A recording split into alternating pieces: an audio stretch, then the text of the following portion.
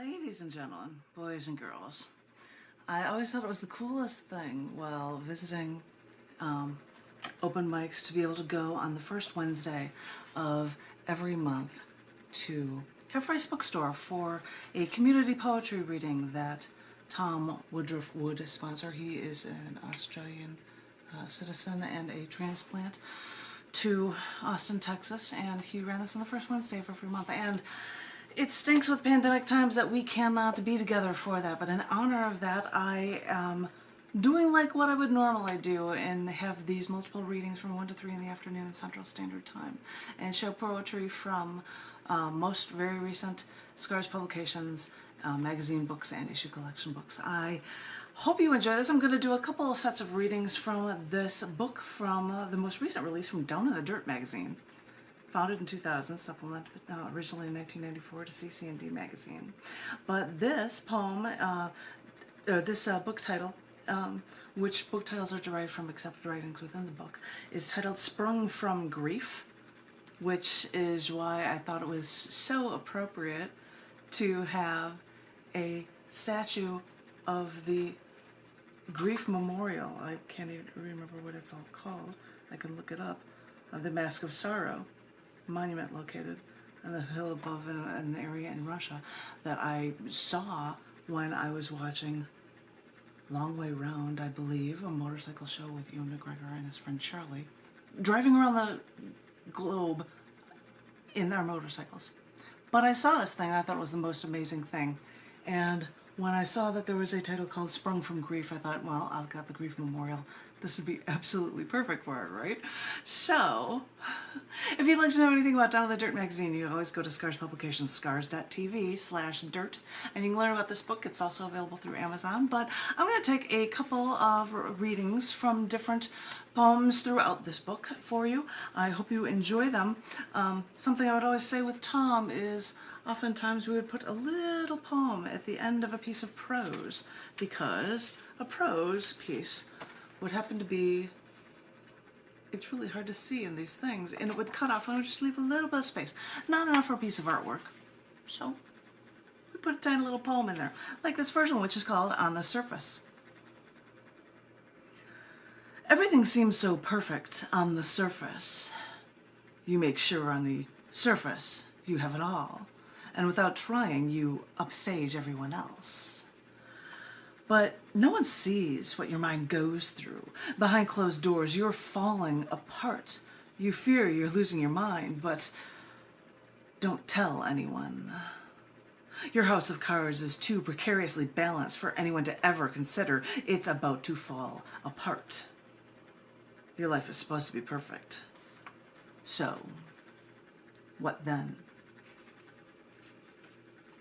What then, indeed? I'm going to share with you one other really short piece that's after another piece of prose. Oh, and I believe this is because one gentleman is repeatedly sending periodic table stories, and they knew that I wrote periodic table poems, so I had to put a poem, a miniature, a Twitter-length poem, after his poem, a prose piece about beryllium by James Bass in this book. So, but it's too long for this, so I'm going to share with you a very, very tiny poem in this called Beryllium Shimmers. Your emerald essence is the chlorophyll of the fields. Your aquamarine aura intensifies our blue earth sky. Your beryllium brilliance brings out the blue in our oceans. I'm so attracted to you when you make the universe shimmer. And there's actually, when there's a really, really short poem, I'm trying to figure out if I can actually make it so you can see it. No, you can see the type though. There is an Instagram image that appeared on Facebook and Twitter and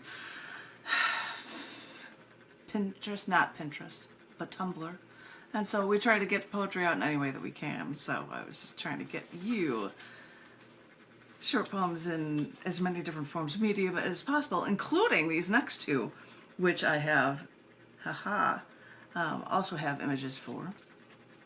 The first one is called Over the Lives, and the next one is called Elaborate Exaltation. I'm going to show them both. You can't, I think I can zoom it in so that you might be able to see it. But there are ones on both of those pages that reflect these poems. This first one is called Over the Lives.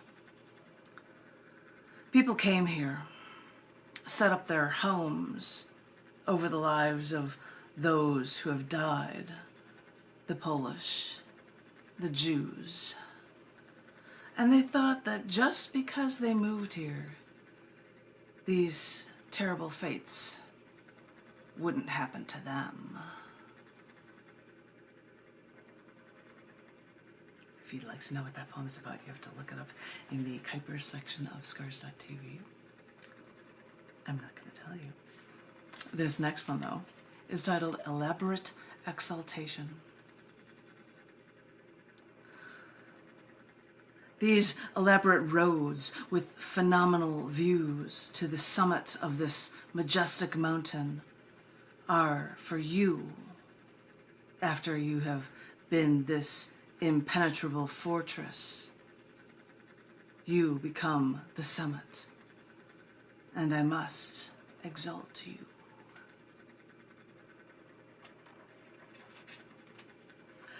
I think I'm going to share with you two more from this for your reading from Down in the Dirt for this session. This first one is titled Quesadich in Our Underworld. You hung around with us for I don't know how long. And when we'd all go out, you'd buy us around. You wanted to be in our good graces, and you got there. You got under our skin, and we took you in. After all this time, you thought we'd confirmed you.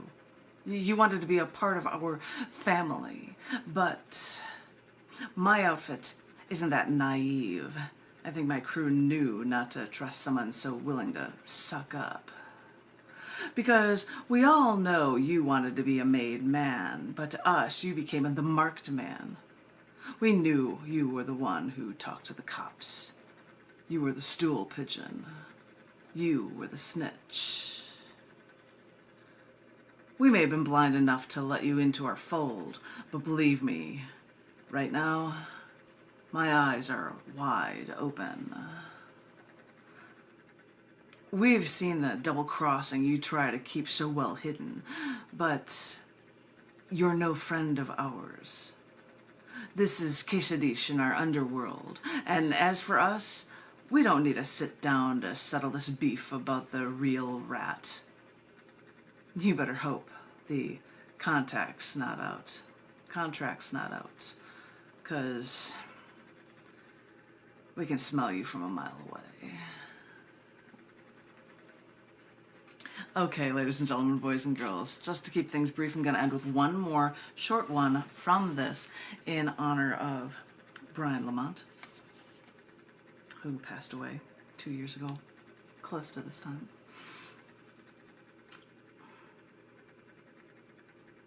This is titled Extra Blade. He used a cane and raved, talking about how much he loved his new cane. It had this really ornate handle. But once, as he was waiting at the airport to go through security, he noticed that the handle was loose.